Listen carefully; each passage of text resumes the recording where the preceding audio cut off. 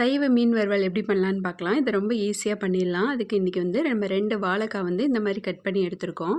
அதை வந்து கொஞ்சமாக தண்ணி ஊற்றி அரை வேக்காடு அளவுக்கு மட்டும் அவிச்சு எடுத்துக்கோங்க. மசாலாவுக்கு 4 பட்டை மிளகாய், கொஞ்சோண்டு சோம்பு, கொஞ்சோண்டு தேங்காய் துருவல், ஒரு துண்டு இஞ்சி, 4 பூண்டு, ஒரு வெங்காயத்தை வந்து இந்த மாதிரி அரைச்சிக்கோங்க. இந்த மாதிரி கொஞ்சம் கொரன்னு அரைச்சிக்கோங்க.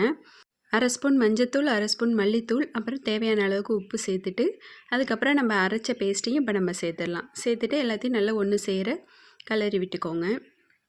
மசாலா ஃபுல்லாக எல்லாமே நல்லா படுற அளவுக்கு இந்த மாதிரி நல்லா பிரட்டி விட்டுக்கோங்க.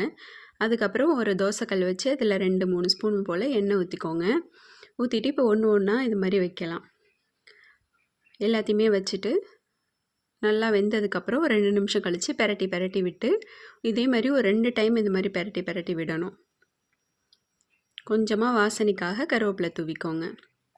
அவ்வளோதாங்க, சைவ மீன் வறுவல் ரெடி. ரொம்பவே டேஸ்ட்டாக இருக்கும். நீங்களும் கண்டிப்பாக ட்ரை பண்ணி பாருங்கள். வீடியோ பிடிச்சிருந்தால் லைக் பண்ணுங்கள், கமெண்ட் பண்ணுங்கள். தேங்க்யூ.